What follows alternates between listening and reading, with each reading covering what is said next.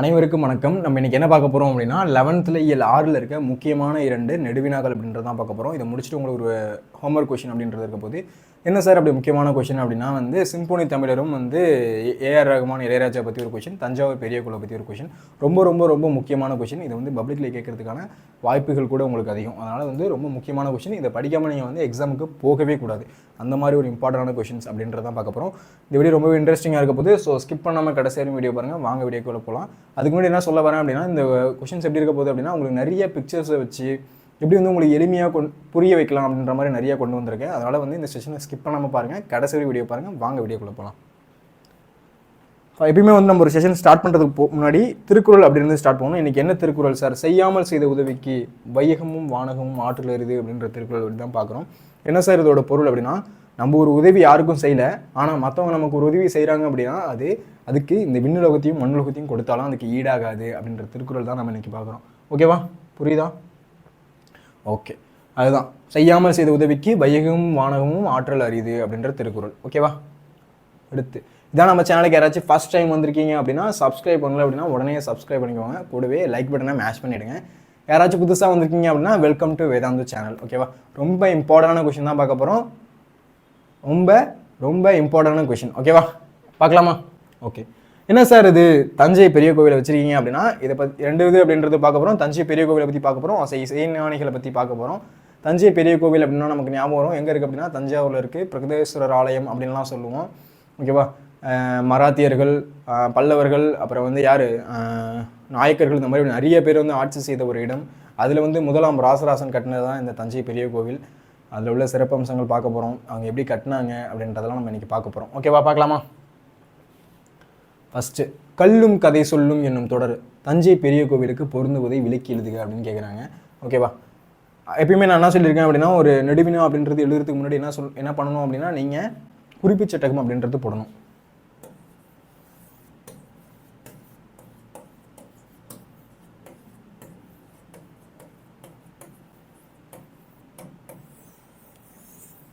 குறிப்புச்சட்டகம் அப்படின்றது நீங்கள் போடணும். போட்டுட்டு முன்னுரை, அப்புறம் சப்டாபிக்ஸு, முடிவுரை அப்படின்றதெல்லாம் எழுதணும். ரொம்பவே முக்கியம். இதெல்லாம் எழுதாமல் நீங்கள் என்ன பண்ணக்கூடாது, இந்த கொஷின் அப்படின்றது எழுதக்கூடாது. என்ன பண்ணணும் அப்படின்னா, நீங்கள் குறிப்புச்சட்டகம் அப்படின்றது கண்டிப்பாக போடணும். ஓகேவா? போட்டுட்டு முன்னுரை அப்படின்றது போட்டுட்டு, இந்த கோவிலை கட்டினது யார் அப்படின்னா முதலாம் ராசராசன் சோழன் கட்டினார். இவர் எந்த வருடம் இருந்தார். இதெல்லாம் நீங்கள் எக்ஸ்ட்ரா பாயிண்ட்ஸாக எழுதலாம். எழுதிட்டு காலத்தை வென்று நின்ற கலை அப்படின்னு போடணும். அதில் என்ன சார் சொல்ல வராங்க அப்படின்னா, ஒரு சமூகத்தோட நாகரிகம், பண்பாடு, மேன்மைகளை பிரதிபலிப்பது கலை. ஆமாம், ஒரு சமூகத்தோட நாகரிகம், பண்பாடு அப்படின்னா ஒன்றும் இல்லை, கிட்டத்தட்ட 1000 வருஷத்தை தாண்டிடுச்சு. அப்போ எப்படி இருந்தாங்க அப்படின்றத நம்ம அறிஞ்சிக்க முடியும். எது மூலியமாக? கலை மூலிமா. இப்போ கோவில்கள் இருக்கலாம், இப்போ நிறைய விதமான கலைகள் இருக்கலாம், இல்லை அப்படின்னா ஓவியங்கள் இருக்கலாம். இது மூலிமா நமக்கு என்ன தெரிய வரும் அப்படின்னா, முன்னாடி காலத்தில் எப்படி இருந்தாங்க அப்படின்றத நம்மளால் அறிஞ்சிக்க முடியும். இப்படிலாம் இருந்திருக்காங்களா, இதெல்லாம் பண்ணியிருக்காங்களா அப்படின்றது எப்படி தெரிஞ்சுக்க முடியும் அப்படின்னா, இப்போ 1000 வருஷத்துக்கு முன்னாடி உள்ளதை எப்படி பார்க்கலாம் அப்படின்னா, அதோட ஓவியங்கள், கலைகள், அது மூலிமா என்ன பண்ண முடியும்? நாகரிகம், பண்பாடு அப்படின்றத நம்மளால் அறிஞ்சிக்க முடியும். அதுதான் ஒரு சமூகத்தின் நாகரிகம், பண்பாடு, மேன்மைகளை பிரதிபலிப்பது எது அப்படின்னா கலை. தஞ்சை பெரிய கோவில் தமிழ் சமுதாயத்தின் கலையாற்றலுக்கு சிறந்த எடுத்துக்காட்டு. தஞ்சாவூர் பெரிய கோவில் அப்படின்றது தமிழ் சமுதாயத்தோட கலையாற்றலுக்கு எடுத்துக்காட்டு. ஆமாம், அதாவது சுத்து வட்டாரத்தில் கருங்கல்லே கிடையாது, ஆனால் கருங்கல்ல கொண்டுட்டு ஒரு கோவில் அப்படின்றது கட்டியிருக்காங்கல்ல, அதனால தான் சொல்கிறாங்க தஞ்சை பெரிய கோவில் அப்படின்றது தமிழ் சமுதாய கலையாற்றலுக்கு ஒரு சிறந்த எடுத்துக்காட்டு அப்படின்றத சொல்ல வராங்க. புரியுதா சார்? இந்த கோவில் எப்படி சார் கட்டினாங்க? அதான் சுற்று வட்டாரத்தில் கருங்கல்லே இல்லை அப்படின்னு சொல்கிறீங்களே, எப்படி சார் இவ்வளோ பெரிய கருங்கல் கோவிலை கட்டினாங்க அப்படின்னா என்ன பண்ணியிருப்பாங்க அப்படின்னா, அதாவது கோவிலை எப்படி அமைச்சிருப்பாங்க அப்படின்னா, சுற்றி இந்த இடத்துல மண் அப்படின்றத கொட்டியிருப்பாங்க. மண்ணை கொட்டி கொட்டி கொட்டி கல் அப்படின்றத வச்சுருப்பாங்க. இது வழியே என்ன ஆகும் அப்படின்னா, யானைகள் அப்படின்றது போய் அதோட உச்சத்துக்கு அடையும். அதாவது இப்படி இருக்கும். இது கோபுரம், அது கோபுரம் கட்டுற இடம்னு வச்சுக்கோங்களேன்.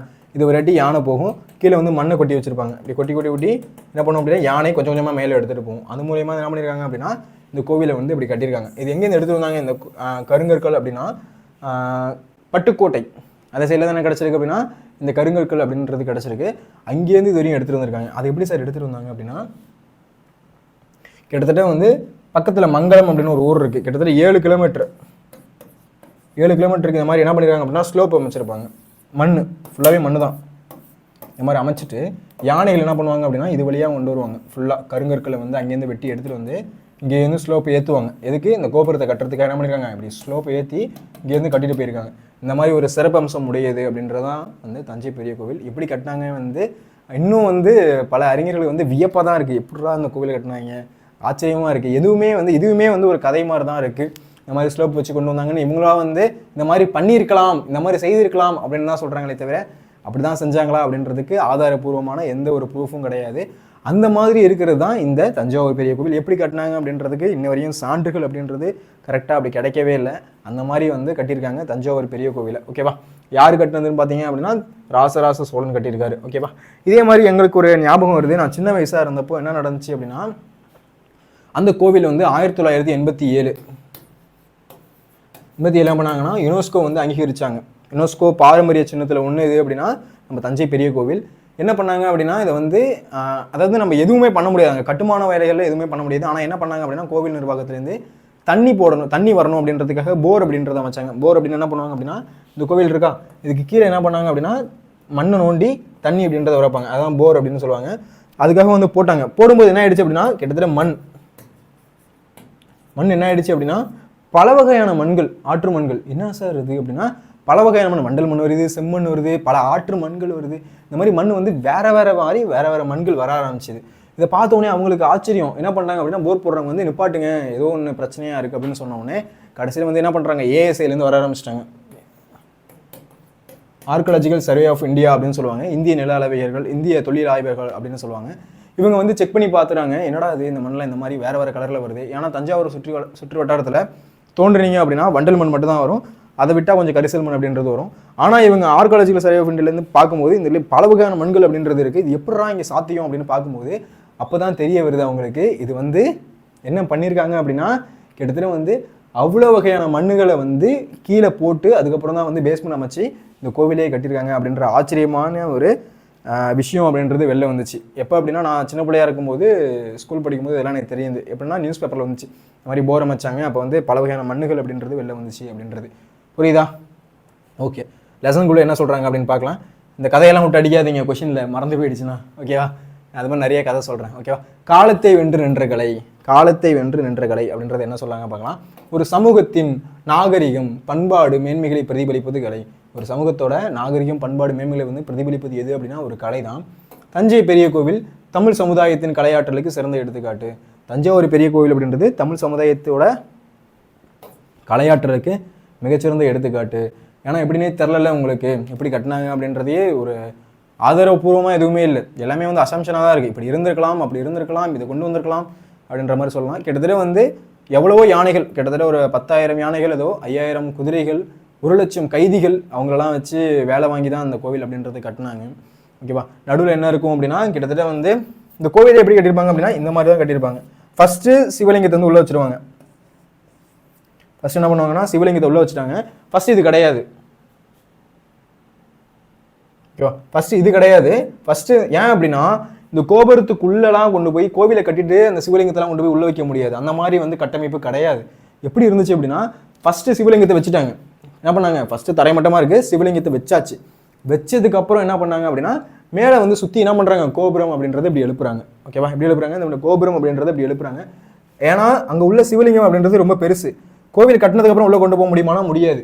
இப்போ ஃபஸ்ட்டு என்ன பண்ணிருக்காங்க, சிவலிங்கத்தை வச்சுட்டு தான் அதுக்கப்புறம் கோவிலே வந்து கட்டியிருக்காங்க. ஓகேவா? பார்க்கவே எப்படி இருக்கு, செமையாக இருக்கா? இதுதான் வந்து தஞ்சாவூர் பெரிய கோவில். யாராச்சும் போகலை அப்படின்னா என்ன பண்ணுங்க அப்படின்னா உடனே போய் பாருங்க. ஓகேவா? இதில் ஃபஸ்ட்டு இருக்குல்ல, இதுதான் வந்து என்ன சொல்லுவாங்க அப்படின்னா கேரளத்தன் வாயில் அப்படின்னு சொல்லுவாங்க. ஃபஸ்ட்டு இருக்குல்ல இந்த இடம், இதோட வாயில் அப்படின்றதான் கேரளத்தன் வாயில் அப்படின்னு சொல்லுவாங்க. ரெண்டாவது உள்ள வாயில் வந்து வேற ஒரு வாயில், அது ராசராசன் சோழனுக்காக கட்டினது. என்ன சார் கேரளத்தன் வாயில் அப்படின்னா ஒன்றும் இல்லை, இங்கேருந்து வந்து அதாவது ராசராச சோழன் கட்டினாரு. ராசராச சோழனோட பையன் யார் அப்படின்னா ராஜேந்திர சோழன். இது புரியுதா? இவங்க என்ன பண்ணியிருப்பாங்க அப்படின்னா இவங்களோட இந்த ராஜராஜ சோழனோட தூதுவன் அவன் இருக்கான்ல, அவன் என்ன பண்ணியிருப்பான் அப்படின்னா கேரளம், அதாவது கேரளம் வந்து சேரர்களோட ஆட்சி பகுதி, அங்கே போயிருப்பான். அங்கே போனப்ப சேரர்கள் வந்து பிடிச்சி வச்சிருவாங்க, இங்கே வா அப்படின்னு வந்து பிடிச்சி வச்சிருவாங்க, சிறை பிடிச்சி வச்சிருவாங்க. இவர் என்ன பண்ணுவார், ராசராச சோழன் அவரோட பையன்ட்ட ராஜேந்திர சோழன்ட்ட நம்ம தூதுவனை போய் அழைச்சிட்டு வா அப்படின்னு சொன்னாலும் இவர் என்ன பண்ணுவார், படையெல்லாம் திரட்டிட்டு போவார். போகிறப்ப நடுவில் பாண்டியர்களோட சண்டை அடிச்சு துவம்சம் பண்ணிட்டு வெற்றி அடைஞ்சிட்டு போவார். போயிட்டு என்ன பண்ணுவார் அப்படின்னா அங்கே போயிட்டு சேரர்களோட சண்டை போடுவார், வெற்றி அடைஞ்சிருவார். வெற்றி அடைஞ்சு 989 நினைக்கிறேன் அந்த போர் நடக்கிறது, பின்னாடி வரும். ஓகேவா? இந்த மாதிரி வந்து போர் அப்படின்றது நடக்குது. அங்கே போயிட்டு சேரர்கள் அடிக்கிறாங்க, அடித்து என்ன பண்ணுறாங்க அப்படின்னா பிடிச்சாச்சு. அந்த இடத்த பிடிச்சி என்ன பண்ணுறாங்க அப்படின்னா என்னோட தூதுவனையாக நீ பிடிக்கிற அப்படின்னு சொல்லிட்டு அங்கே ஒரு சுவாரஸ்யமான விஷயம் அப்படின்றது நடக்குது. என்ன சார் அப்படின்னா அந்த தூதுவனை என்ன பண்ணுறாங்க அப்படின்னா அங்கே அவங்களோட ஆட்சியில் ஒரு நாள் வந்து ஒரு நாள் முதல்வர் மாதிரி ஒரு நாள் மன்னராக இந்த இடத்துல வந்து என்னோட தூதுவன் அப்படின்றது உட்காருவான் அப்படின்ட்டு வந்து ராஜேந்திரன் சொல்லிட்டு வருவார். அந்த கேரளத்தை வென்றதன் காரணமாக இதோட வாயில் என்னன்னா கேரளத்தின் வாயில் அப்படின்னு சொல்லுவாங்க.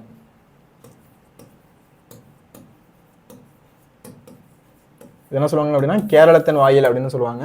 அடுத்து இந்த இடத்துல பார்த்தீங்க அப்படின்னா ஒரு நந்தி அப்படின்றது இருக்கும். என்ன இருக்கும் அப்படின்னா நந்தி அப்படின்றது இருக்கும். அதுக்கு அடுத்து பார்த்தீங்க அப்படின்னா உள்ள வந்து உங்களுக்கு கொடிமரம் இருக்கும். என்ன இருக்கும் அப்படின்னா கொடிமரம் இருக்கும். ஃபர்ஸ்ட் நீங்கள் என்ட்ரானோடனே 2 வாயில் அப்படின்றத கிராஸ் பண்ணி போவீங்க. கிராஸ் பண்ணி போன உடனே என்ன இருக்கும், நந்தி இருக்கும். நந்திக்கு அடுத்து என்ன இருக்கும் அப்படின்னா ஒரு பெரிய கொடிமரம் அப்படின்றது இருக்கும். கொடிமரம் தாண்டிங்க அப்படின்னா கோவிலுக்குள்ளே என்ட்ரு ஆகிற மாதிரி இருக்கும். சார் இன்னொரு இன்ட்ரெஸ்டிங்கான விஷயம் என்ன அங்கே அப்படின்னா அங்கே வந்து என்ன இருக்கும் அப்படின்னா உங்களுக்கு இடிதாங்கி அப்படின்றது இருக்கும். இதை நல்லா கதை கேட்குறீங்களே நல்லா அப்படின்ற மாதிரி தான் இருக்குது. என்ன அப்படின்னா இடிதாங்கி இந்த கோபுரம் இருக்குல்ல, இங்கே எங்கே உங்களுக்கு இடி இடித்தாலும் அதோட தஞ்சாவூர் சுற்றுவட்ட பகுதியில் எங்கே இடி இடித்தாலும் சரி இந்த இடத்துல தான் அதாவது இடிதாங்கியாக செயல்படும். என்ன அப்படின்னா அந்த கலசம், இந்த பெரிய கலசம் இருக்குல்ல, அது என்னவா இருக்கும் அப்படின்னா பெரிய இடிதாங்கியாக செயல்படும். பக்கத்தில் எங்கே உங்களுக்கு இடி இடித்தாலும் என்ன ஆகும் அப்படின்னா ஒரு இடிதாங்கியாக செயல்படும். ஓகேவா, புரியுதா?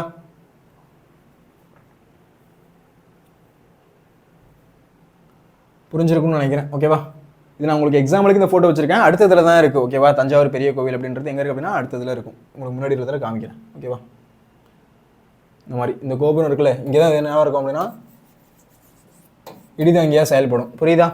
இங்கே தான் வந்து உங்களுக்கு உள்ளே என்ட்ராகிற மாதிரி இருக்கும். முன்னாடி தான் வந்து கொடிமரம் இருக்கும். அதுக்கு முன்னாடி என்ன இருக்கும் அப்படின்னா நந்தி சிலை இருக்கும். அதுக்கு முன்னாடி தான் 2 வாயில்கள் இருக்கும். முதல் வாயில்கள் கேரளத்தின் வாயில் அப்படின்னு சொல்லுவாங்க. 2ஆம் வாயில் வந்து ராசராசன் வாயில் அப்படின்னு சொல்லுவாங்க. அந்த கேரளத்தின் வாயில் வந்து கொஞ்சம் பெருசு. ஓகேவா, இருக்கிறதுல கொஞ்சம் பெரிய கோபுரம் அப்படின்னு சொல்லுவாங்க. ஓகேவா, புரியுதா? அடுத்து போகலாமா? அடுத்து அந்த கருங்கல்கள் கலைச்செல்வமும் தமிழரின் வரலாற்று பெருமைகளை இன்றளவும் கதையாக கூறுகிறது.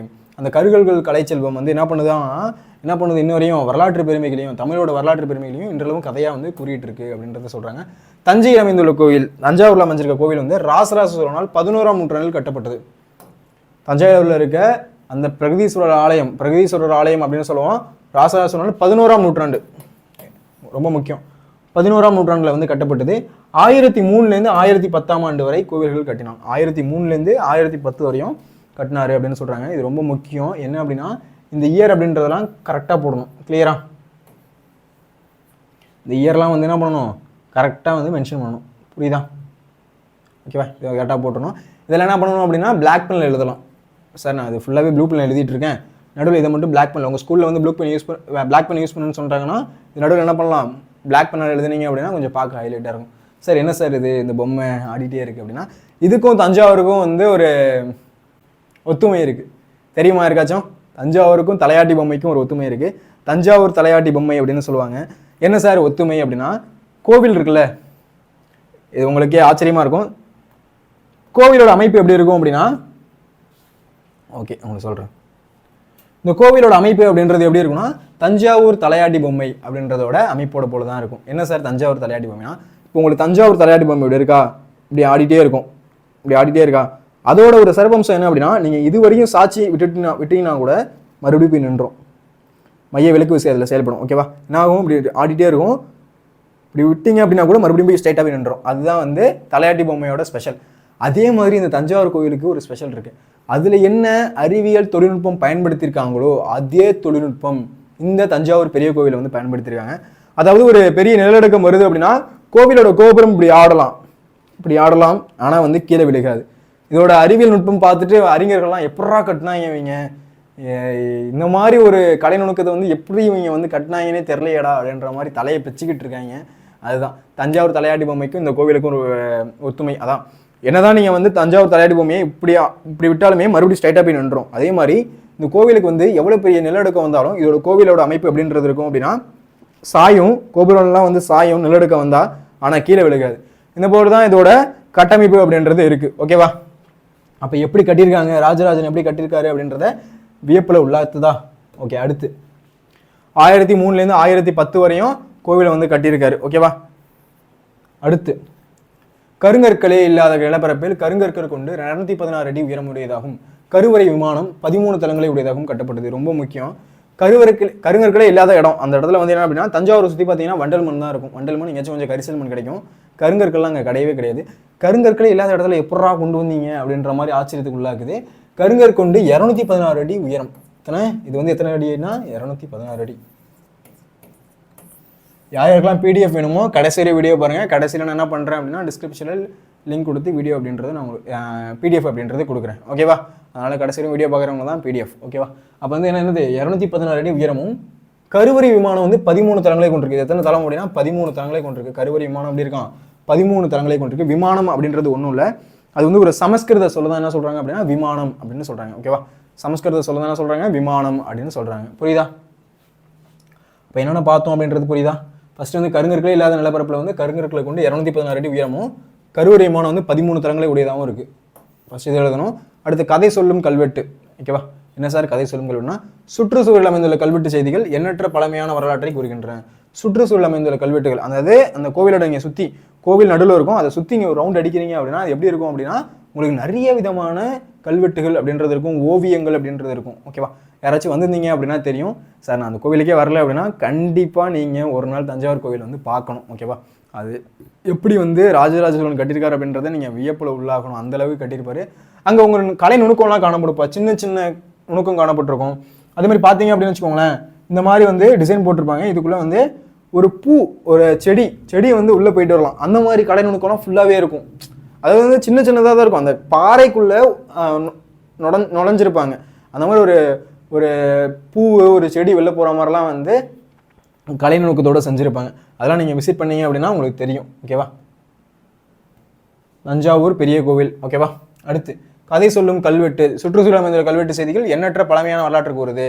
சுற்றுச்சூழல் கல்வெட்டு என்ன பண்ணுது? எண்ணற்ற பழமையான வரலாற்று கூறுது. கதை சொல்லும் அந்த கல் என்ன பண்ணுது? இசை, நடனம், நாடகம் என பல அருங்கலைகளை பேணி வளர்த்த செய்திகளை தன்னுள் கொண்டது. இது என்ன சொல்லுது? கதை சொல்லும் அந்த கல் என்ன பண்ணுதான்? இசை இருக்குது அந்த கல்லில், நாடகம் இருக்குது அப்படின்னு பல அருங்கலைகளை வந்து பேணி வளர்த்த செய்திகளை வந்து தன்னுள் கொண்டுள்ளது அப்படின்றத எழுதணும். ஓகேவா? கதை சொல்லும் கல்வெட்டு அதையும் நீங்கள் எழுதணும் மறக்காமல். புரியுதா? அடுத்து என்ன சார் அப்படின்னா வந்து பஞ்ச காலத்தில் மக்களுக்கு உதவும் தானிய கிடங்குகளை தன்னிடம் கொண்டிருந்ததை அறிய முடிகிறது. அதாவது என்ன நடந்திருக்கும் அப்படின்னா நீங்கள் வந்து பூமி அப்படின்ற படம் பார்த்தீங்கன்னா தெரியும், ஜெயம் ரவியோடது. என்ன பண்ணுவார்? அவர் வந்து விவசாயம் வந்து பண்ணுவார். அது நார்மல் விவசாயம் பண்ணி மகசூல் அதிகமாக கிடைக்கும் அப்படின்ற மாதிரி பண்ணுவார். என்ன பண்ணிடுவாங்க அப்படின்னா எதிரிங்க வந்து அவரோட பண்ணையை வந்து அழிச்சிடுவாங்க. அப்போ அவர் என்ன பண்ணுவார்? இப்போ வந்து மறுபடியும் இப்போ வந்து நம்ம விவசாயம் பண்ணணும் அப்படின்றப்போ எல்லா கோவில்லையும் இருக்க கலசத்துலேருந்து என்ன எடுக்க சொல்லுவார் அப்படின்னா அதான் விதைகள் அப்படின்றது எடுக்க சொல்லுவார். என்ன அப்படின்னா தஞ்சாவூர் பெரிய கோயிலை பொறுத்தவரை உங்களுக்கு வந்து கோபுரம், அதாவது கும்பம் அப்படின்றது இருக்கும். இந்த இடத்துல இதை வந்து கும்பம் அப்படின்னு சொல்லுவாங்க. இதுதான் நல்லா வந்து இடிதாங்கியாக செயல்படுது. ஓகேவா? இதுதான் இடிதாங்கியாக செயல்படுது. அதே மாதிரி சூரிய ஒளி டைரெக்டாக கீழே வரும் அப்படின்னும் அதில் வந்து பாசிட்டிவ் எனர்ஜி கிடைக்குது அப்படின்னும் சொல்லுவாங்க. ஓகேவா? அந்த இதுவும் நடக்குது. ஓகேவா? அடுத்து அதான் ஒவ்வொருத்தோட கலசம் கிட்டத்தட்ட வந்து 2-3 பேர் கட்டி பிடிக்கிற மாதிரி கட்டி பிடிச்சாலும் அதோட 10 அந்த அளவுக்கு வந்து அந்த கலசம் அப்படின்றது ரொம்ப பெருசாக இருக்கும். அது கிட்டத்தட்ட 10 மூட்டை, அதாவது எத்தனை மூட்டை அப்படின்னா 10 மூட்டை வரையும் நீங்கள் அதில் வந்து கொட்டி வைக்கலாம். அந்த மாதிரி இருக்கும். அதில் என்ன பண்ணுவாங்க அப்படின்னா 12 வருஷத்துக்கு ஒரு முறை 12 வருஷத்துக்கு ஒரு தடவை என்ன பண்ணுவாங்க அப்படின்னா அங்கே வந்து மகா கும்பாபிஷேகம் அப்படின்னு நடத்துவாங்க. அதாவது அந்த விதைகள்லாம் வந்து 12 வருஷத்துல வந்து அதோட தன்மை அப்படி இழந்துரும். அதுக்காக என்ன பண்ணுவாங்க அப்படின்னா ஒவ்வொரு 12 வருஷத்துக்கு ஒரு தடவை அதை புதுப்பிச்சு மகா கும்பாபிஷேகம் அப்படின்னு நடத்துவாங்க. ஓகேவா? அதான் அந்த கும்பத்தில் என்ன பண்ணுவாங்க அப்படின்னா நிறைய 10 வகையான 10 தானியங்களை வந்து கொட்டி வச்சிருந்தாங்க. முன்னாடி என்ன 10 மூட்டை தானியங்களை கொட்டி வச்சிருந்தாங்க. அவர் ராசராசன் என்ன பண்ணார் அப்படின்னா வரகு, அவர் என்னத்தை கொட்டி வச்சிருந்தார் அப்படின்னா வரகு தான் கொட்டி வச்சிருந்தாரு. அதுக்கப்புறம் நம்மளும் இப்போ வரகு கொட்டி வச்சு தான் என்ன பண்ணுறோம் அப்படின்னா அந்த கலசத்தில் கொட்டி வச்சுட்டு இருக்காங்க. ஓகேவா? புரியுதா? எழுதிடுவீங்களா? இந்த கதையெல்லாம் எழுதி வைக்கக்கூடாதுப்பா, இது உங்களுக்கு வந்து தெரியணும் அப்படின்றதுக்காக சொல்கிறேன். இதில் உங்களுக்கு முக்கியமான பாயிண்ட்ஸ் எது எழுதலாம் அப்படின்னா அந்த தலையாட்டி பொம்மையோடு சேர்த்து வச்சு இதை வேணால் எழுதலாம். தலையாட்டி பொம்மை வந்து அதோட அமைப்பை வச்சு கட்டியிருக்காங்க, அதை வந்து அது முக்கியமான பாயிண்ட்டாக எழுதலாம். ஓகேவா? அடுத்து பஞ்ச காலத்தில் மக்களுக்கு உதவும் தானிய கிடங்குகளை தன்னிடம் கொண்டிருந்ததே அறிய முடிகிறது. கருவூலமாக அது என்ன வந்திருக்காங்க? ட்ரெஷரி. ஒன்றும் இல்லை, என்ன அப்படின்னா தங்கம் இந்த மாதிரி பொருட்கள் அப்புறம் வந்து பணம் இதெல்லாம் என்ன பண்ணியிருக்காங்கன்னா சேவ் பண்ணியிருக்காங்க. எங்கள் கருவூலத்தில் மருத்துவமனையாக இருந்திருக்கு. தஞ்சாவூர் பெரிய கோயில் என்ன இருக்குது? மருத்துவமனையாக இருந்திருக்கு. அதை தாண்டி பார்த்தீங்க அப்படின்னா படை வீரர் தங்கும் கூடமாக இருந்திருக்கு. படைவீரர்கள் வந்து தங்குற இடமா இருந்திருக்கு. அதுக்கடுத்து கோவில் பண்படுத்த கதைகளை கேட்டறிய முடிகிறது. இந்த மாதிரி இருந்துச்சு அப்படின்றத நம்மளால் கேட்டு அறிஞ்சிக்க முடியுது அப்படின்றத சொல்கிறாங்க. புரியுதா? கிளியரா? ஓகே, அடுத்து பார்க்கலாமா? அடுத்து என்ன சார் அப்படின்னா கேரளாந்தகன் வாயில். இது நான் உங்கள்கிட்ட முன்னாடியே சொல்லியிருந்தேன். அதாவது வந்து ராசராசன் ராஜேந்திர சோழன் 2 பேர் இருக்காங்க. இவங்க என்ன பண்ணுறாங்க அப்படின்னா இவர்களோட தூதுவர்களை வந்து கேரளர்களை வந்து பிடிச்சிட்டாங்க. இவர் என்ன பண்ணுறாரு, ராசராசன் கட்டளையிடுறாரு, ராஜேந்திர சோழனே நீ அவரை மீட்டு வாருங்கள் அப்படின்னு. இவர் என்ன பண்ணுறாரு, கிளம்பி புல்லட் எடுத்துகிட்டு போகிறாரு. சும்மா கதையாக சொல்கிறேன், புல்லட்டெல்லாம் கிடையாது. அப்போ என்ன பண்ணுவாங்க, குதிரையில் தான் போவாங்க. போயிட்டு என்ன பண்ணுறாரு, போயிட்டு அவங்கள்ட்ட சண்டை போடுறாரு, போர் புரிகிறாரு, நிறைய பேர் அழைச்சிட்டு போகிறாரு. போர் புரிஞ்சு என்ன பண்ணுறாரு, அவங்கள வந்து அழைக்கிறாரு. யார், தூதுவனை அழைச்சி என்ன பண்ணுறாரு, அங்கே அதாவது வந்து கேரளத்திலே ஒரு நாள் முதல்வர் மாதிரி ஒரு நாள் இவர் தான் மன்னர், பிடிச்சிங்கல்ல எங்களோட சோழர்களோட வம்சத்தில் உள்ள தூதுவனை வந்து சிறை பிடிச்சிங்கல்ல அப்படின்னு சொல்லிட்டு அங்கே என்ன பண்ணுவாங்க அப்படின்னா அங்கே ஒரு நாள் வந்து மன்னராக இருந்துட்டு வருவார். அதனால் அதோட வெற்றியின் வாயிலாக கட்டப்பட்டு தான் இந்த கேரளாந்தகன் வாயில். இது வந்து கோபுரம் பெருசு அப்படின்னு சொல்லுவாங்க. புரியுதா? தஞ்சை கோவிலின் கோபுரங்களில் உயரமானது கேரளாந்தகன் கோபுரம். தஞ்சை கோவிலோட கோபுரங்களில் பெருசு இது அப்படின்னா இந்த கேரளாந்தகன் கோபுரம். முன்னாடியே சொன்னால 989 தான். 989 ராசராசன் 989 ஆண்டுன்னு வரணும். 989 ஆண்டு சேர நாட்டை வெற்றி கொண்டதன் வகையில் கேரளாந்தகன் கோபுரம் என்றது பெயரிடப்பட்டது. அதான் சேர நாட்டை போய் வெற்றி பெற்றிருப்பாங்க. அதோட வகையில் என்ன பண்ணியிருக்காங்க, கேரளாந்தகன் கோபுரம் அப்படின்றது பெயரிடப்பட்டிருக்கும். முன்னாடி உள்ள கோபுரம் தான் என்னது, கேரளாந்தகன் வாயில் அப்படின்னு சொல்லுவாங்க. நீங்கள் உள்ள என்ட்ரானீங்க அப்படின்னா 2 இடத்த தாண்டி வர மாதிரி இருக்கும். அதுக்கு முன்னாடி என்ன இருக்கும் அப்படின்னா உங்களுக்கு ஒரு வாய்க்கால், பெரிய வாய்க்கால் இருக்கும். நீங்கள் கோவில் இருக்கு அப்படின்னா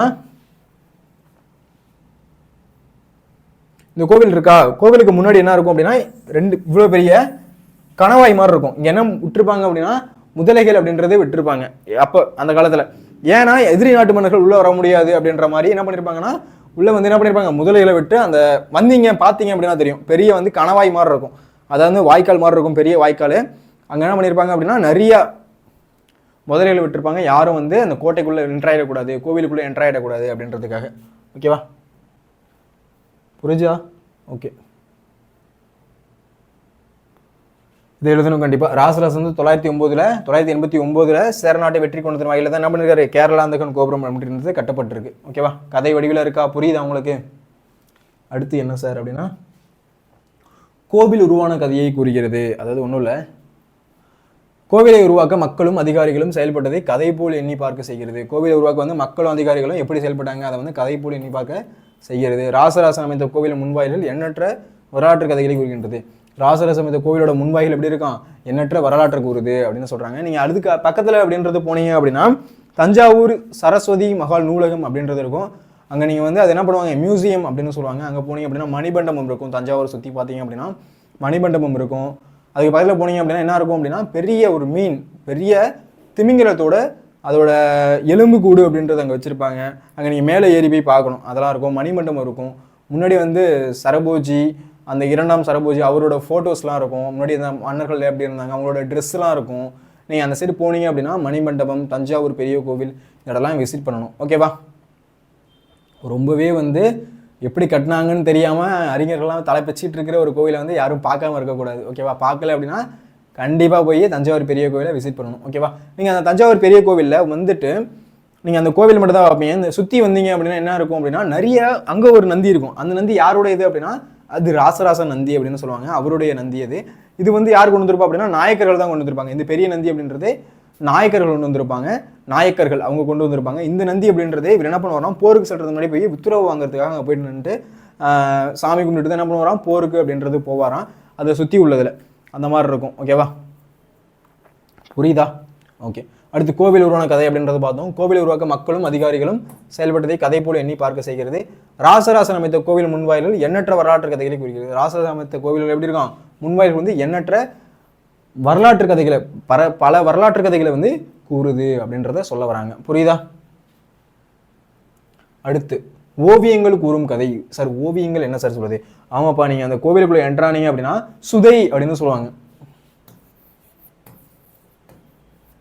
அந்த காலத்துல எந்த ஒரு டெக்னாலஜி அப்படின்றது கிடையாது, எந்த ஒரு மிஷின்ஸ் அப்படின்றது கிடையாது. இப்போதான் நமக்கு கிரைண்ட் இருக்கு தூக்கி வைக்கிறதுக்கு, அப்புறம் என்ன சொல்லுவாங்க டிராக்டர் இருக்கு, எதை வேணா பண்ணலாம். ஆனால் அந்த காலத்தில் எதுவுமே கிடையாது. அப்படி உள்ள காலகட்டத்தில் இவ்வளோ பெரிய கோவில் கட்டினது அப்படின்றது ரொம்ப வியப்பில் ஆழ்த்துற ஒரு விஷயம். ஓகேவா? அதுதான் சுதை அப்படின்னு ஒன்று சொல்லுவாங்க. என்ன சார் சுதை அப்படின்னா மண் கொஞ்சோண்டு சுண்ணாம்பு, இதுதான் என்ன சொல்லுவாங்க அப்படின்னா சுதை அப்படின்னு சொல்லுவாங்க. வெறும் கல், இந்த மண்ணுன்னு சுதை, இதை வச்சு தான் கட்டப்பட்டது இந்த கோவில். ஓகேவா? அதே மாதிரி வர்ணங்களும், அதாவது வந்து என்ன பண்ணுவாங்க, ஓவியங்களும் சுதையாலையும் கட்டியிருப்பாங்க. வெறும் சுண்ணாம்பு மண் அதை வந்து கலந்து என்ன பண்ணுவாங்க, அதை வச்சு அப்படியே ராவாக இருக்கும். எதுவும் வந்து புதுசாக எதுவும் கெமிக்கல்லாம் ஆட் பண்ணி இப்போ உள்ள மாதிரி ஆயில் பெயிண்டிங்லாம் பண்ணியிருக்க மாட்டாங்க. அதோட ஓவியங்கள் அப்படின்றது அதே மாதிரி வச்சிருக்காங்க. அதே மாதிரி நீங்கள் வந்து அதை சுற்றி வந்தீங்க அப்படின்னா 2ஆம் ராசராசன், நம்ம கோப்பரகேசரி திருபுவன சக்கரவர்த்திலாம் படிச்சிருப்போம். 2ஆம் ராசராசன் கோவில் அப்படின்றது எங்கே இருக்கும் அப்படின்னா தாராசுரம் கோவில். அது வந்தீங்க அப்படின்னா உங்களுக்கு தெரியும், அங்கே இசையமைப்பு இருக்கும். சரிகம பதனி அப்படின்றத யாரெல்லாம் பார்த்தீங்க அப்படின்றதையும் கீழே கமெண்ட் பண்ணுங்க. சரிகம பதனி அப்படின்றது முன்னாடி நந்தி இருக்கும், அதுக்கு பக்கத்தில் என்ன இருக்கும், ஒரு படிக்கட்டு இருக்கும். இந்த மாதிரி படிக்கட்டு இருக்கும். இதில் என்ன பண்ணலாம் அப்படின்னா அதில் வந்து அதில் எங்கேயாச்சும் ஒரு கல் ஏதோ ஒன்று படுது அப்படின்னா சவுண்ட் அப்படின்றது வரும், சரிகம பதனி அப்படின்ற சவுண்ட் வரும்.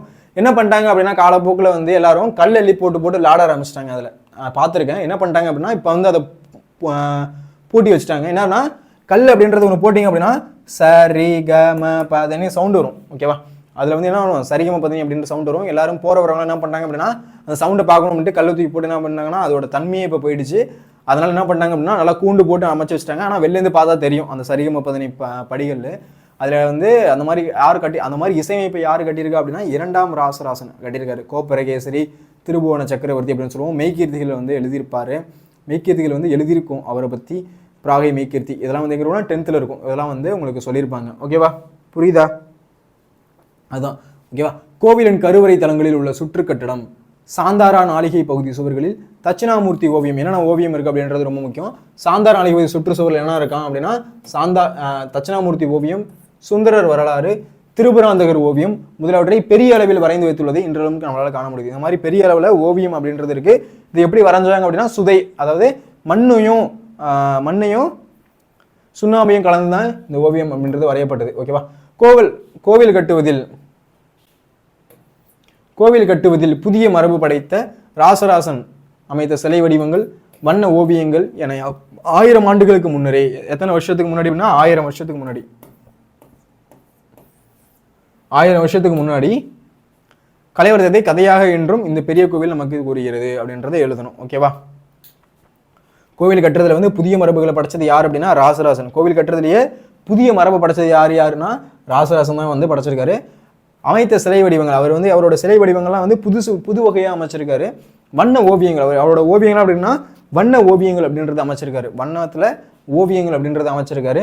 அடுத்து ஏன்னா யாவும் 1000 ஆண்டுகளுக்கு முன்னரே தமிழர் கலை வளர்த்ததை கதையாக இன்று இந்த பெரிய கோவில் நமக்கு புலப்படுத்துது அப்படின்றத எழுதணும். ஓகேவா? ஓவியங்கள் கூறும் கதை அப்படின்னு போட்டு இதில் எழுதணும். கண்டிப்பாக நீங்கள் வந்து குறிப்பு சட்டகம் போடாமல் இந்த கொஸ்டின் எழுதவே கூடாது. ரொம்ப முக்கியமான கொஸ்டின். ஓகேவா? கண்டிப்பாக டீச்சர்ஸ்லாம் எதிர்பார்ப்பாங்க. குறிப்பு சட்டகம் போட்டு தான் எழுதணும். குறிப்பு சட்டகம் போட்டு முன்னுரை கடைசியில் முடிவுரை அப்படின்றது போடணும். போட்டு தான் எழுத ஆரம்பிக்கணும். ஓகேவா? நான் இதில் போடலை, ஆனால் நீங்கள் என்ன பண்ணணும், குறிப்பு சட்டகம் அப்படின்றது போட்டு முன்னுரை முடிவுரை கண்டிப்பாக எழுதணும். கிளியரா?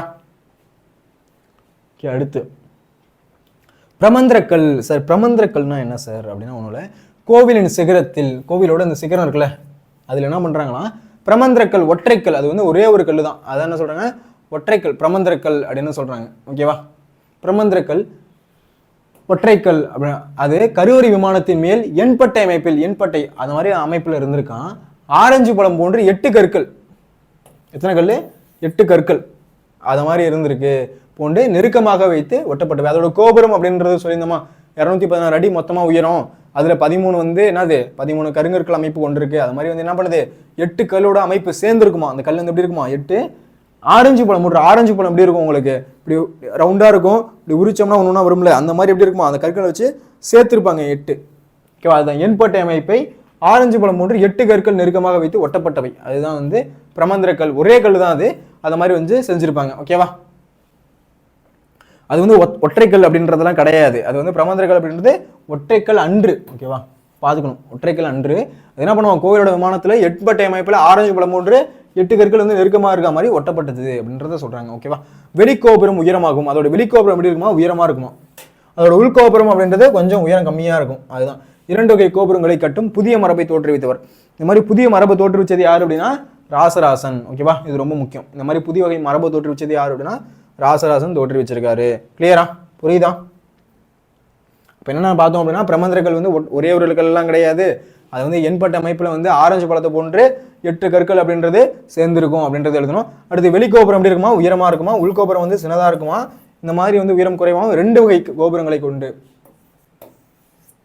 2 வகை கோபுரங்களை கொண்டு கட்டும் புதிய மரபை தோற்றுவிச்சது யார் அப்படின்னா ராசராசன் தோற்றுவிச்சிருக்காரு. புரியுதா?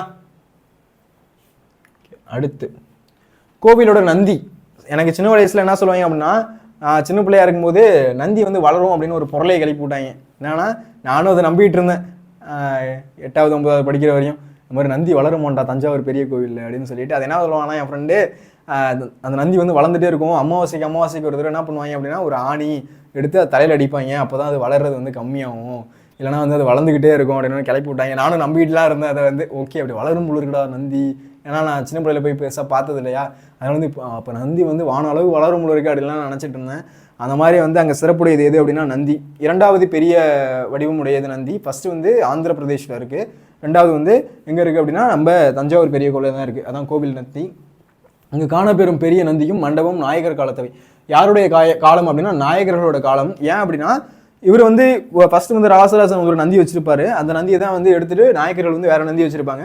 அவருடைய நந்தி எங்கே இருக்கும் அப்படின்னா, நீங்கள் லெஃப்ட்டில் நடந்து போனீங்க அப்படின்னா அங்கே ஒரு நந்தி அப்படின்றது இருக்கும். அது யாரோட இது அப்படின்னா ராசராசனோடது. புரியுதா? அடுத்து சோழர் காலத்து நந்தி தற்போது தென்புற சுவற்றில் உள்ளது. அதான் சோழர் கால நந்தி எங்கே இருக்குது அப்படின்னா தென்புறம், அப்படி லெஃப்ட்டில் போனீங்க அப்படின்னா தென்புற சுவற்றில் இருக்கும். ஓகேவா?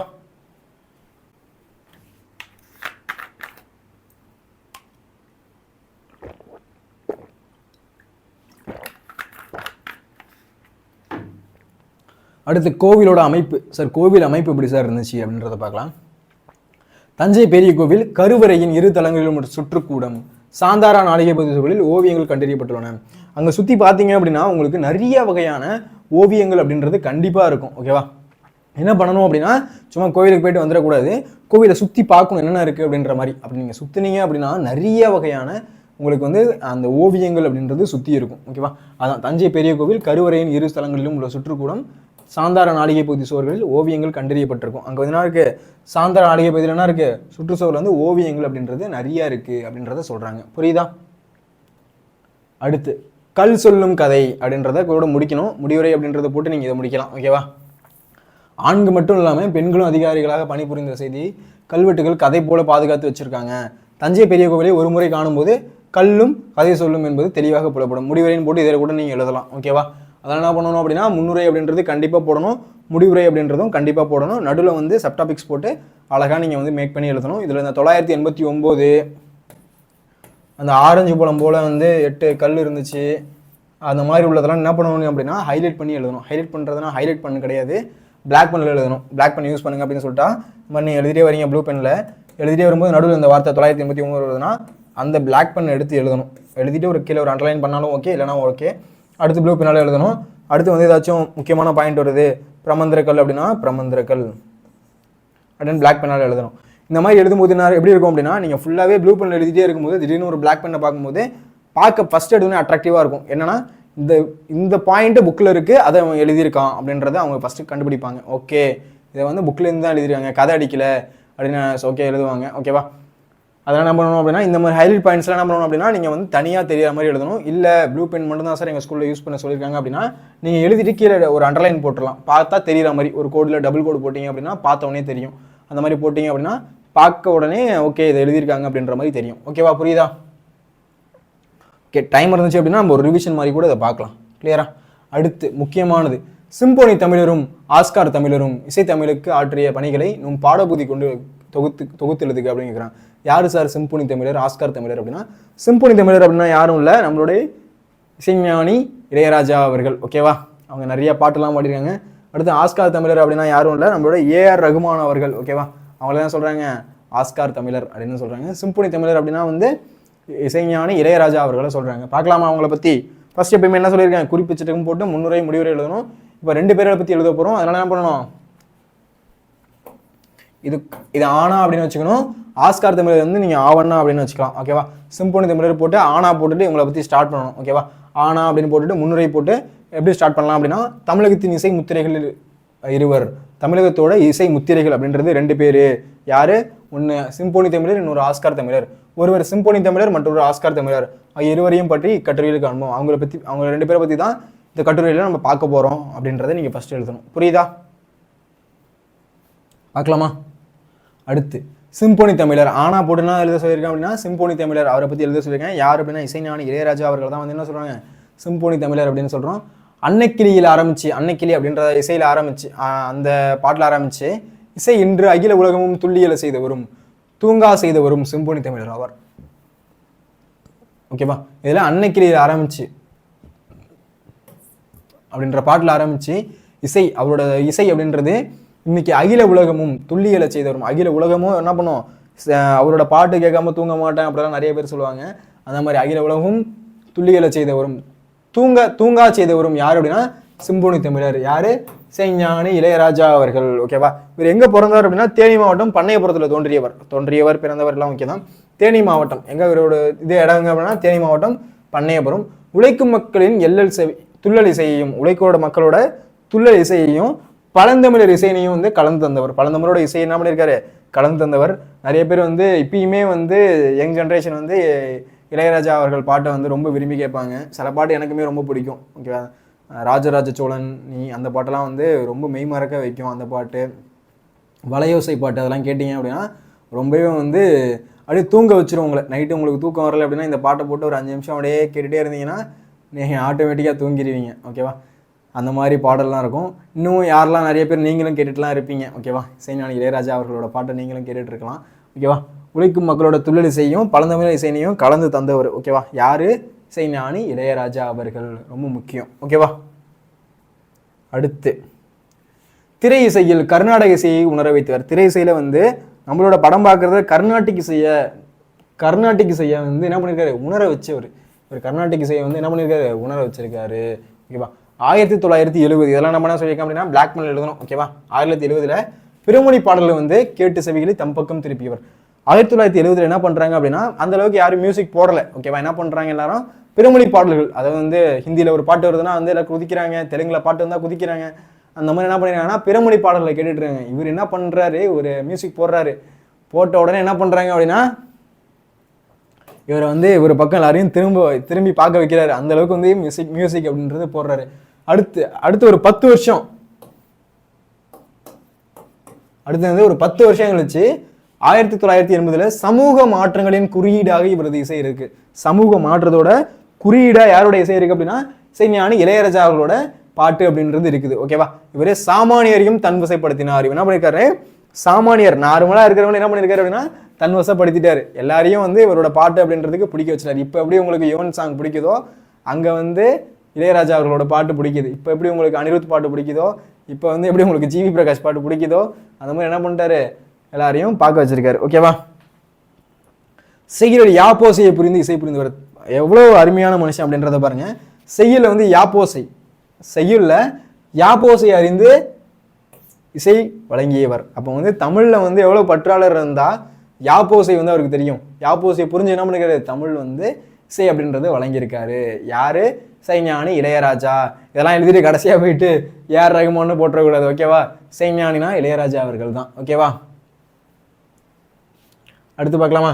அடுத்து என்ன சார், இசைத்தொகுப்பு என்ன சார் அப்படின்னா எப்படி பாடுவேன் காற்றை தவிர எதுவும் இல்லை அப்படின்றதான் இவருடைய இசைத்தொகுப்பு. இவருடைய இசைத்தொகுப்பு என்ன, எப்படி பாடுவேன் காற்றை தவிர வேற எதுவும் இல்லை அப்படின்றதான் இவருடைய இசைத்தொகுப்பு.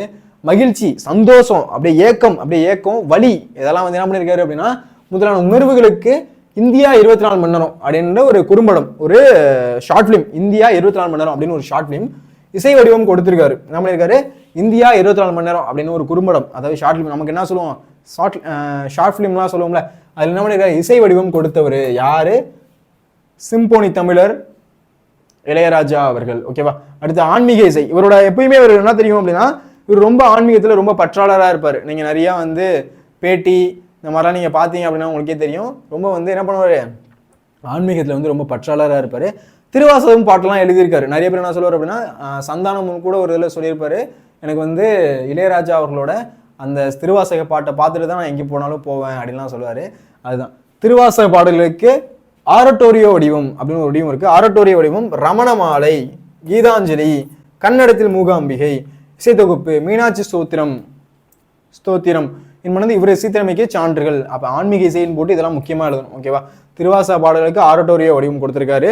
ரமணமாலை, கீதாஞ்சலி, கன்னடத்தில் மூகாம்பிகை, இசைத்தொகுப்பு, மீனாட்சி ஸ்தோத்திரம் உண்மைனா இவரது இசைத்திறமைக்கு சான்றுகள். ஓகேவா? புரியுதா? இதெல்லாம் எழுதிடணும் கண்டிப்பாக. இதெல்லாம் எழுதாமல் கதை அடிச்சுட்டு இருக்கக்கூடாது. ஓகேவா? நடுவில் இதெல்லாம் நீங்கள் படிச்சுட்டு போகணும். இந்த மாதிரி திருவாசா பாடலுக்கு ஆரட்டோரிய வடிவம், ரமணமாலை, கீதாஞ்சலி. ஓகேவா? இந்தியா 24 மணி நேரம் இதெல்லாம் ரொம்ப முக்கியம். ஓகேவா? சும்மா போய்ட்டு ஏதாச்சும் பாட்டெல்லாம் எழுதி வச்சுட்டு இருக்கக்கூடாது அவரோட பாட்டு. ஓகேவா? அடுத்து எப்படி பாடுவேன், காற்றை தவிர எதுவும் இல்லை அப்படின்றதான் ரொம்ப முக்கியம். ஓகேவா? புரியுதா? ஓகே. அடுத்து ராஜாவின் இசை நுணுக்கம். அவரோட இசை நுணுக்கம் எப்படி இருக்கும் சார் அப்படின்னா ஒன்றும் இல்லை, மேற்கத்திய இசை பயின்றவர் ராஜா. மேற்கத்திய இசை அதாவது வந்து மேற்கத்தியனா ஒன்றும் இல்லை, ஃபாரினரோட அவங்களோட இசை, ஃபாரின்ல இசை போடுறாங்களே அதை தெரிஞ்சதுக்கு யாருக்கு? இளையராஜா அவர்களுக்கு. கர்நாடக இசை வடிவமும் கல்யாணி ராகத்தின் ஆரோகணை சுரங்களை கொண்டும் கலைவாணியே உன்னைதானே அப்படின்ற பாடலை வந்து மெட்டமைச்சிருக்காரு. கலைவாணியே உன்னைதானே அப்படின்ற பாடலை வந்து மெட்டமைச்சிருக்காரு. தெரியல அப்படின்னா என்ன பண்ணுங்க, யூடியூப்ல போயிட்டு கலைவாணியே உன்னைதானே அப்படின்னு போடுங்க, ஒரு பாட்டு வரும், அந்த பாட்டு நான் கேளுங்க. ஓகேவா? மேற்கத்திய இசை பயின்றவர் யார் அப்படின்னா இளையராஜா அவர்கள் மேற்கத்திய இசை பயின்றிருக்காரு. ஓகேவா? கர்நாடக இசை வடிவம் கல்யாணி ராகத்தின் ஆரோகண சுரங்களை கொண்டும் கலைவாணியே உனைதானே அப்படின்ற பாடல் வந்து மெட்டமைச்சிருக்காரு. இதெல்லாம் கண்டிப்பாக முக்கியம், கண்டிப்பாக எழுதணும். ஓகேவா? 3 சுரங்களில் ஒரு பாடல், 3 சுரத்தில் ஒரு பாடல், 4 கருவிகளில் ஒரு பாடல். என்ன பண்ணிருக்காரு? 4 கருவியில் ஒரு பாடலை போட்டிருக்காரு, 3 சுரத்தில் ஒரு பாடல் எழுதியிருக்காரு. அரை நாளில், இதுதான் ஆச்சரியத்துக்குள்ளாக்குற விஷயம், ஒரு 3 மணி நேரம் படத்துக்கு அரை நாள் என்ன பண்றாரு அப்படின்னா இசையமைச்சிருக்காரு. இவரால் மட்டும்தான் அதெல்லாம் முடியுங்க அப்படின்னு சொல்றாரு. ஓகே, சொல்றாங்க எல்லாரும். ஓகேவா? ஏன்னா அரை நாளெல்லாம் யாராலையும் ஒரு படத்துக்கெல்லாம் மியூசிக்கே போட முடியாது. இந்த மாதிரி அரை நாளில் மியூசிக் போட்டிருக்காரு. யாரு? சிம்போனி தமிழர் இளையராஜா அவர்கள். ஓகேவா?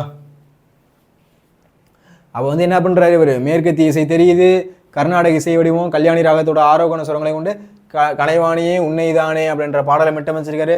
3 சுரங்கள்ல ஒரு பாடலும் 4 கருவியில ஒரு பாடலும் அரை நாள்ல ஒரு படத்துக்கு மியூசிக்கே போட்டு வச்சுட்டாரு. அந்த மாதிரி ஒரு தலைமசாலி யாரு அப்படின்னா நம்ம சிம்போனி தமிழர் இளையராஜா அவர்கள். ஓகேவா? அடுத்து இவரை பத்தி முடிவுரை அப்படின்றது எழுதணும். சார் என்ன சார் ஒவ்வொன்றுக்குமா சார் குறிப்பிச்சிட்டு போனா? ஆமா எப்பயுமே என்ன பண்ணணும், நீங்க வந்து இதுல ஆனா அவனா 2 பகுதி எழுத போறீங்க. ஓகேவா? ஆனா அப்படின்னு போட்டுட்டு சிம்போனி தமிழர், இது ஆஸ்கார் தமிழர், இதுக்கு ஒரு முன்னுரை, இதுக்கு ஒரு முடிவுரை, இதுக்கு ஒரு முன்னுரை, இதுக்கு ஒரு முடிவுரை அப்படின்றது எழுதணும், எழுதியே ஆகணும். ஓகேவா? அப்பதான் வந்து என்ன ஆகும், ஒரு 2 பேஜை தாண்டியாச்சும் எழுதணும் மினிமம். அப்பதான் என்ன பண்ணுவாங்க, ஃபுல் மார்க் அப்படின்றது கொடுப்பாங்க. சார் நான் 1.5 பேஜ் எழுதலாமா அப்படின்னா என்ன பண்ணுவாங்க, பாதி மார்க் தான் கொடுப்பாங்க. எப்பயுமே வந்து நடுவினா அப்படின்னா மினிமம் நீங்கள் 2 பேஜாச்சும் எழுதணும். அப்போ தான் என்ன இருக்கும், நீங்கள் எழுதுறது ஒன்றும் ஈஸியாக வந்து கொண்டு வந்துடலாம். அப்போ அதுக்குன்னு வந்து ஒரு பேஜில் என்ன பண்ணக்கூடாது, 4 லைன் 6 லைன் எழுதிட்டு 4-5 பேஜில் எழுதக்கூடாது. கரெக்டாக ஒரு பேஜுக்கு எவ்வளோ எழுத முடியுமோ அதை எழுதணும். ஆனால் ஸ்பேஸ் விட்டு எழுதணும். எப்பயும் என்ன பண்ணணும், இந்த மாதிரி வந்து ஸ்பேஸ் கரெக்டாக இருக்கணும், ஸ்பேஸ் விட்டு எழுதணும். எழுத்து வந்து உங்களுக்கு புரியணும், மற்றவங்களுக்கு டீச்சர்ஸ்க்கு வந்து புரியணும். அந்த மாதிரி வந்து நீட்டாக எழுதுனீங்க அப்படின்னா ஓகேவா இருக்கும். அதுவே வந்து என்ன பண்ணுவோம், ஆட்டோமேட்டிக்காக உங்களுக்கு வந்து 2 பேஜ் அப்படின்றது கொண்டு வந்துடும். ஓகேவா? இசையின் ராஜா இளையராஜா, ஒளிப்பட கலைஞர், கவிஞர், பாடகர், எழுத்தாளர். அவர் என்ன, இசையின் ராஜா இளையராஜா அவர்கள் ஒளிப்பட கலைஞர், கவிஞர், பாடகர், எழுத்தாளர் அப்படின்னு நிறைய விதமான என்ன பண்ணியிருக்காரு, நிறைய பல ஆற்றல்களை கொண்டு உள்ள வச்சிருக்காரு இளையராஜா அவர்கள். ஒளிப்பட கலைஞர், கவிஞர், பாடகர், எழுத்தாளர். ஓகேவா? 13 நாட்களிலேயே என்ன பண்ணியிருக்காரு, 13 நாட்களில் வந்து சிம்போனி இசைப்பணி சாதனை செய்து உலக புகழ் பெற்றவர் இளையராஜா ஆவார். 13 நாளில் சிம்போனி இசைப்பணி செய்து சாதனை செய்து உலக புகழ் பெற்றது யார் அப்படின்னா இளையராஜா அவர்கள். ஓகேவா? அரை நாளில் ஒரு படத்துக்கு மியூசிக் போடுவாராம். அப்போல்லாம் அவருக்கு என்ன அசால்ட்டு மேட்ரு தானே அதெல்லாம், அதனால தான். ஓகேவா? புரியுதா? அடுத்து ஆஸ்கார் தமிழரை பற்றி பார்க்கலாமா சார்? ஆஸ்கார் தமிழர்னா யார் சார்? நம்ம தலை ஏஆர் ரகுமான் அவர் தான் என்ன சொல்லுவாங்க, ஆஸ்கார் தமிழர். ஆஸ்கார் வந்து இவரை தேடி போக முடியாது, ஆஸ்கார் தான் இவரை தேடி வரும் அப்படின்னு சொல்லுவாங்க. அந்த அளவுக்கு வந்து பிரபலம் அடைஞ்சவர் இவர். இப்போ கூட ரீசெண்டாக வந்து சூப்பர் சிங்கர் வந்திருப்பார். அந்த கருத்த புள்ள சாங் வந்து எல்லாரும் பாடிட்டு இருப்பாங்க. இவர் வந்து அந்த ஒரே ஒரு லைன் தான் எடுத்து விடுவார், அப்படியே வந்து ஸ்டேடியமே அதிரும். ஓகேவா? அந்த மாதிரி வந்து ஒரு வாயை திறந்தாலே என்ன ஆகும் அப்படின்னா இசை அப்படின்றது மெய் மறக்க வைக்கும் எல்லாரையும். அந்த அளவுக்கு வந்து ஒரு இசையிலே ஊறி போனவர். அவரை பற்றி பார்க்கலாமா? ஓகே. ஆஸ்கார் தமிழர் அப்படின்னு சொல்லுவோம். யார் அப்படின்னா ஏஆர் ரகுமான் அவர்களை. யாரு? ஏஆர் ரகுமான் அவர்களை. அகிலம் போற்றும் ஆஸ்கார் தமிழர் முதலாக ரோஜா படத்தில் இசையமைத்து ஃபர்ஸ்ட் என்ன பண்றாருன்னா ரோஜா படம் அதுல வந்து இசையமைக்கிறாரு. ரோஜா படத்தில் இசையமைத்து தேசிய விருது. சார் ஃபர்ஸ்ட் வாட்டியே தேசிய விருது யாராச்சும் பெற முடியுமா என்ன? முதலாக ரோஜா படத்தில் இசையமைக்கிறாரு, தேசிய விருது கொடுத்துட்றாங்க. அந்த அளவுக்கு வந்து அவரோட மியூசிக் திறமை வந்திருக்கு. இளமையோ வறுமை, அவரோட சின்ன வயசு எப்படி இருந்திருக்கு அப்படின்னா இளமையில வந்து ரொம்ப வறுமையாக இருந்திருக்காங்க. தந்தையோ இசைக்கலைஞர், அவங்க அப்பா வந்து யார் செய்தோ புண்ணியமோ தெரில அவருக்கு என்ன, அவங்க அப்பா வந்து ஒரு இசைக்கலைஞர். ஓகேவா? அப்புறம் என்ன நடந்திருக்கு, அவருடைய இசை பயணம் சிறு வயதிலே ஸ்டார்ட் ஆகிடுச்சு. அவருடைய இசை பயணம் என்ன ஆகிடுச்சு, சின்ன வயசுலேயே அவருக்கு வந்து ஸ்டார்ட் ஆகிடுச்சு. 4 வயசுல வந்து என்ன பண்ணுறாருன்னா இசையமைக்க ஆரம்பிச்சிருக்காரு. 4 வயசுல யாராச்சும் இசை தெரியுமா என்ன? 4 வயசுல என்ன பண்ணியிருப்போம், நம்ம போயிட்டு விளையாண்டுட்டு இருப்போம், அப்புறம் வந்து ஏதாச்சும் வாங்கி கொடுக்கல அப்படின்னா அடம் முடிச்சுட்டு இருப்போம், அந்த மாதிரி பண்ணிட்டு இருப்போம் 4 வயசுல. 4 வயசுல மியூசிக் போட்டிருக்காரு அப்படின்னா ஆச்சரியப்படுறதுக்கே இல்லை. ஓகேவா? அவருடைய இசை பயணம் சிறு வயதிலே ஸ்டார்ட் ஆகிடுச்சு. 4 வயசுல என்ன பண்ணிருக்காரு, இசைக்க ஆரம்பிச்சிருக்காரு. ஓகேவா? அப்போ வந்து முன்னுரை அப்படின்னு போட்டு என்ன எழுதணும் அப்படின்னா, அகிலம் போற்றும் ஆஸ்கார் தமிழர், முதலாக ரோஜா படத்தில் இசையமைத்து தேசிய விருது அப்படின்றது வாங்கியிருக்காரு. இளமை வந்து ரொம்ப வறுமையாக இருந்திருக்கு. தந்தையார் வந்து யார் அப்படின்னா அவங்களுக்கு இசைக்கலைஞர். அவருடைய இசை பயணம் அப்படின்றது சிறு வயசுலேயே தொடங்கியிருக்கு. 4 வயசுல என்ன பண்ணியிருக்காரு அப்படின்னா இசையை வந்து இசைக்க ஸ்டார்ட் பண்ணியிருக்காரு. ஓகேவா? அடுத்து சோதனை. அது என்ன ஆயிடுச்சு, ஃபர்ஸ்ட் சோதனை ஆயிடுச்சு. மொட்டாகி பூவாகி மலரும் தருவாயில் அவங்க அப்பா வந்து இறந்துட்டாங்க. ஓகேவா? அவங்க அப்பா வந்து ஒரு இசைக்கலைஞர், ஆனால் என்ன பண்ணிட்டாங்க, இறந்துட்டாங்க. மொட்டாகி பூவாகி மலரும் காலத்தில் என்ன பண்ணிட்டாங்க அப்படின்னா இவர் வளர்ந்து வர டைமில் என்ன பண்ணிட்டாங்க, அவங்க அப்பா இறந்துட்டாங்க. குடும்ப சுமை வந்து அதிகமாகுது, பசி பட்டினி அதிகமாகுது. இதுக்கெல்லாம் வந்து ஒரு முற்றுப்புள்ளி வைக்கணும் அப்படின்றதுக்காக இவர் என்ன பண்ணுறாரு, நைட் ஆனால் கச்சேரிக்கு போகிறாரு, ஆர்கெஸ்ட்ரா போகிறாரு, போய் வேலை பார்க்குறாரு. ஆனாலும் என்ன ஆகுது அப்படின்னா காலைல போய் ஸ்கூலுக்கு போகிறாரு. ரெண்டுத்தையும் அவரால் ஒரே டைமில் மெயின்டைன் பண்ண முடியல. ஒரு நாள் முடிவு பண்ணுறாரு, ஸ்கூல் கட் ஆகிடுச்சு. அதுக்கப்புறம் ஃபுல்லாக இசையில் இறங்கிட்டார். இறங்கினதுனால என்ன ஆயிடுச்சு அப்படின்னா ஆஸ்கார் வந்து குமிய ஆரம்பிச்சிருச்சு. ஓகேவா? இசையால் இளைஞர்களை ஆடச் செய்த இவர் 90களில் உலக இளைஞர்களை இணைத்தவர். 1990 வந்து ஏஆர் ரகுமானை வந்து இணைச்சவர் இளைஞர்களை இணைச்சது யார் அப்படின்னா ஏஆர் ரகுமான் அவர்கள். ஓகேவா? நாட்டுப்புற இசை கர்நாடக இசை இரண்டையும் கலந்து கணினி இசையை உருவாக்கியவர். நாட்டுப்புற இசை அதையும் சரி, கர்நாடக மியூசிக் சொல்லுவாங்க அதையும் சேர்த்து கணினி மியூசிக், இப்போ நமக்கு அனிருத்து போடுறாருல கம்ப்யூட்டர் மியூசிக், அதை வந்து அப்பயே போட்டு தந்தவர் யார் அப்படின்னா நம்ம ஏஆர் ரகுமான் அவர்கள். ஓகேவா? புரியுதா? ரொம்பவே இம்பார்ட்டன்ட். ஓகேவா? சோதனை முடிஞ்சு இப்போ வந்து சாதனை ஆயிடுச்சு. சாதனை என்ன சார் இருக்கு அப்படின்றத பார்க்கலாம். ஓகேவா? பல சோதனைகளை கடந்து 2009 ரொம்ப முக்கியம். ஓகேவா? எழுதாம இருக்கவே கூடாது. 2009 ஆண்டிற்கான சிறந்த திரைப்பட பின்னணி இசைக்கான ஆஸ்கார் விருது. சிறந்த திரைப்பட பின்னணி இசைக்கான ஆஸ்கார் விருது. அடுத்து சிறந்த திரையிசை பாடலுக்கான விருதையும் திரையிசை பாடலுக்கான விருதையும் வந்து உலக அரங்கில் சாதனை நாயகனான ஏஆர் ரகுமானுக்கு வழங்கியிருக்காங்க. ஓகேவா? அவர் என்ன பண்ணிருக்காங்க, சோதனையாக ஃபஸ்ட்டு இருந்துச்சு அவரோட லைஃபு, அதுக்கப்புறம் என்ன ஆயிருக்கு, சாதனையாக மாறி இருக்கு. ஓகேவா? பல சோதனைகள் கடந்து 2009 ஆண்டுக்கான சிறந்த திரைப்பட பின்னணி இசைக்கான ஆஸ்கார் விருது பெற்றிருக்காரு. சிறந்த திரை இசை பாடலுக்கு விருதும் உலக அரங்கில் சாதனை நாயகனான ஏஆர் ரகுமான் அவர்களுக்கு வழங்கப்பட்டிருக்கு. ஓகேவா? ரொம்ப முக்கியம். அடுத்து என்ன அப்படின்னா ரகுமானின் தாளம் உருவாக்கம். அவரோட எப்பயுமே அவர் என்ன பண்ணுவாராம், ஏதாச்சும் ஒரு இப்போ நீங்கள் எந்திரன் படம் பார்த்துருப்பீங்க. ஓகேவா? அதில் வந்து அவர் ரஜினி சார் வந்து நடந்து வருவார், எங்கே பாலைவனத்தில் நடந்து வரும்போது அந்த பாடல் இருக்கும். அந்த பாடல் அப்படியே வந்து அந்த இடத்துக்கே சூடான மாதிரி இருக்கும். அவர் என்ன பண்ணுவாராம், ஒவ்வொரு படத்துக்கும் மியூசிக் போடுறதுக்கு முன்னாடி அந்த இடத்துக்கு போயிட்டு விசிட் பண்ணுவாராம். விசிட் பண்ணி அங்கே உட்காந்து ஒரு கம்போஸ் அப்படின்றது பண்ணுவாராம். ஜஸ்ட்டு வந்து அதுக்கான லைன் எடுக்கிறது, அதுக்கான மியூசிக் எப்படி வரணும் அப்படின்றது, அந்த இடத்துக்கு போய் அந்த இடத்துலேருந்து அவர் என்ன பண்ணுவாராம் அப்படின்றத மியூசிக் வந்து கிரியேட் பண்ணணும்னு நினைக்க வரோம். அப்போ எவ்வளோ வந்து அவரோட ஆற்றல் இருந்துச்சு அப்படின்னா இந்த அளவுக்கு இறங்கி போய் வேலை செய்வார் அப்படின்னு பார்த்துக்கோங்க. அந்த அளவுக்கு ஒரு மனுஷன் யார் அப்படின்னா ஏஆர் ரகுமான் அவர்கள். ஓகேவா? ரகுமானின் தாளம் உருவாக்கும். பாடலுக்காக சூழலை உள்வாங்கி தாளக்கட்டை உருவாக்கி பாடலுக்கான மெட்டை வெளிக்கொண்டு வந்தவர். பாடலுக்கான சூழலை வந்து உள்வாங்குறாரு. ஒரு மியூசிக் சொல்லிட்டோம் அப்படின்னா அந்த இடத்துல சூழலை வந்து உள்வாங்கிப்பார். உள்வாங்கி தாளக்கட்டை உருவாக்கி பாடலுக்கான மெட்டை வெளிக்கொண்டு வந்தவர் யார் அப்படின்னா ரகுமான். ஓகேவா? இசையமைப்பு தொகுதிகள். அவரோட இசையமைப்பு தொகுதிகள் அப்படின்னா ஒன்றும் இல்லை, வந்தே மாதரம், ஜனகணமன அப்படின்றது இவரோட இசை தொகுதிகள். நாட்டுப்பற்றோட வெளிப்பாடுகளாகவும் இருக்கு. ஓகேவா? இவரோட வந்தே மாதரம் நம்ம கேட்டோம் அப்படின்னா நமக்கே மேசிலித்து போகும், அந்த அளவுக்கு அழகாக பாடியிருப்பாரு. யாரு? ஏஆர் ரகுமான் அவர்கள். ஓகேவா? இவர் வந்து நம்மளோட தமிழ் மட்டும் கிடையாது, மலையாளம், தெலுங்கு, கன்னடம் முதல மொழி பாடங்களுக்கும் இந்தியிலையும் இசையமைச்சிருக்காரு. என்ன பண்ணிருக்காரு, இந்தியிலையும் இசையமைச்சிருக்காரு, முத்திரை பதித்தவர். ஓகேவா? சூஃபி இசையை இவர் தான் அறிமுகப்படுத்தியிருக்காரு. என்ன பண்ணிருக்காரு, சூஃபி இசையை வந்து என்ன பண்ணியிருக்காருன்னா அறிமுகப்படுத்தியிருக்காரு. ஓகேவா? யாருக்காச்சும் யாருக்கு பிடிஎஃப் வேணும், கடைசி வீடியோ பார்க்குறவங்களுக்கு நான் பிடிஎஃப் அப்படின்றத தரப்போகிறேன். ஓகேவா? அடுத்து நம்மளுக்கு மலையாளம், தெலுங்கு, கன்னடம் முதலிய மொழி பாடங்களுக்கும் இந்தியில் வந்து இசையமைச்சிருக்காரு, முத்திரை பதிச்சிருக்காரு. ஓகேவா? சூஃபி இசையை அறிந்தது யாரு அப்படின்னா நம்ம ஏஆர் ரகுமான் அவர்கள். ரொம்ப முக்கியமான பாயிண்ட். சூஃபி இசையை அறிந்தவர் ஏஆர் ரகுமான் அவர்கள். ரொம்ப முக்கியம். ஓகேவா? அடுத்து அவரை பற்றி பார்த்தோம்னா அவரோட விருதுகள், அவர்கிட்ட விருது இல்லாத விருதுகள் அப்படின்றது கிடையாது. விருதுகள் அப்படின்றது கொட்டி கிடக்குது. ஓகேவா? ஸ்லம்டாக் மில்லியனர்களுக்கான கோல்டன் க்ளோவ் விருது, கிராமிய விருது பெற்றிருக்காரு. அதுக்கப்புறம் நிறைய வகையான என்ன பண்ணியிருக்காரு, ஆஸ்கார் விருது அப்படின்றது கிடைச்சிருக்கு. இந்திய அரசு என்ன பண்ணியிருக்கு அப்படின்னா பத்மபூஷன், இந்தியன் கவர்மெண்ட் என்ன பண்ணிருக்குன்னா பத்மபூஷன் விருது கொடுத்துருக்காரு. நம்மளோட தமிழ்நாடு அரசு என்ன பண்ணிருக்கு அப்படின்னா கலைமாமணி விருது அப்படின்றது கொடுத்துருக்கு. ஓகேவா? நம்மளோட தமிழ்நாடு அரசு என்ன பண்ணிருக்குன்னா கலைமாமணி விருது கொடுத்துருக்கு. ஓகேவா? அடுத்த முடிவுரை அப்படின்றது என்ன சார் எழுதணும் அப்படின்னா, தமிழர் வாழ்வின் எல்லா நிலையிலும் இசைக்கென்று ஒரு தனித்திடம் உண்டு. தமிழர் வாழ்வு எல்லா திணைகளிலும் வந்து இசைக்குன்னு ஒரு தனித்திடம் இருக்கு. அதில் இளையராஜாவுக்கும் ஏஆர் ரகுமானுக்கும் சிம்மாசனம் உண்டு. அதில் எப்பயுமே வந்து இளையராஜாவுக்கும் சரி ஏஆர் ரகுமானும் சரி எப்பயுமே வந்து ஒரு சிம்மாசனம் அப்படின்றது இருக்கு அப்படின்றத சொல்லி முடிக்கணும். ஓகேவா? எழுதிடுவீங்களா அந்த கொஷின்? 2 கொஷின் ரொம்ப முக்கியமான கொஷின். நான் அது உங்களை வந்து கதை வடிவில் தான் சொல்லியிருக்கேன். நான் வந்து ரொம்ப கஷ்டமாகவும் சொல்லலை, ஈஸியாகவும் தான் சொல்லியிருக்கேன். ஓகேவா? தஞ்சாவூருக்கு பெரிய கோயிலாம் வந்தால் கதை அடிச்சிருவீங்க. இந்த மாதிரி வந்து தலையாட்டி பொம்மை இருக்குது, அது விழுகாது, நிலநடுக்கம் வந்தால் அந்த மாதிரிலாம் எழுதிடுவீங்க. ஓகே, ஆனால் வந்து ஃபுல்லாகவே கதை எழுதிடக்கூடாது. புக்கில் உள்ள பாயிண்ட்ஸ் நீங்கள் எழுதணும். நம்ம முன்னாடி உள்ளதை அந்த உங்களுக்கு காமிச்சல 989 வந்து கேரளாந்தகன் கோவில் வந்து கேரளாந்த நுழைவாயில் வந்து கட்டினாங்க. இந்த மாதிரி வந்து 1910 வந்து கட்டி முடிச்சாரு. இதெல்லாம் முக்கியமான பாயிண்ட்ஸ்லாம் நீங்கள் எழுதியே ஆகணும். ஓகேவா? இதெல்லாம் எழுதாமல் இருக்கவே கூடாது. எப்பயுமே என்ன பண்ணணும், இந்த மாதிரி பாயிண்ட்ஸ் எல்லாம் கண்டிப்பாக எழுதணும். ஓகேவா? ரீகேப் மாதிரி பார்த்துடலாம் டக்குன்னு ஒரு 5 நிமிஷத்தில். தஞ்சாவூர் பெரிய கோவில் பற்றி பார்த்தோம். கல்லும் கதை சொல்லும் கலை, இதில் முன்னுரை அப்படின்றது எழுதணும், முடிவுரை அப்படின்றது எழுதணும், குறிப்பு சட்டகம் அப்படின்றது கண்டிப்பாக நீங்கள் போட்டு தான் எழுதணும். ஓகேவா? அதே மாதிரி காலத்தை வென்ற நின்ற கலை அப்படின்றத போட்டிருக்கோம். ஓகேவா? நாகரிகம் பண்பாடு மேன்மைகளை பிரதிபலிக்கிறது கலை தான். தஞ்சாவூர் பெரிய கோவில் தமிழ் சமுதாயத்தோட கலைகளுக்கு சிறந்த எடுத்துக்காட்டாக இருக்குது அப்படின்றத எழுதணும். இது என்னது, காலத்தை வென்ற நின்ற கலை, டாபிக் பேர், சப்டாபிக் பேர். ஓகேவா? அதுக்கடுத்து இதை எழுதணும். அந்த கருங்கல் வந்து கலைச்செல்வமும் தமிழோட வரலாற்று பெருமையும் இன்றளவும் கதை கொன்று சொல்லிட்டு இருக்கு.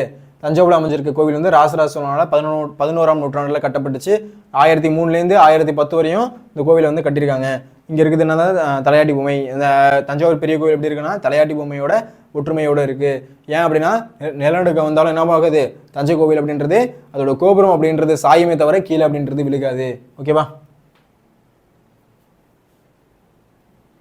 அடுத்து வந்து 216 அடி உயரம் இருக்குது. இதில் வந்து என்ன இருக்குது, 13 தளங்கள் இருக்குது, கருவறை விமானம் இருக்குது, கதை சொல்லும் கல்வெட்டு அப்படின்றப்போ எண்ணற்ற பழமையான வரலாறு இது சொல்லுது. இங்கே வந்து இசை, நடனம், நாடகம் அப்படின்னு பல பல அருங்கலைகளை வந்து பேணி வளர்த்த செய்தியை வந்து தன்னுள்ள வச்சிருக்கு அப்படின்றதெல்லாம் எழுதலாம். ஓகேவா?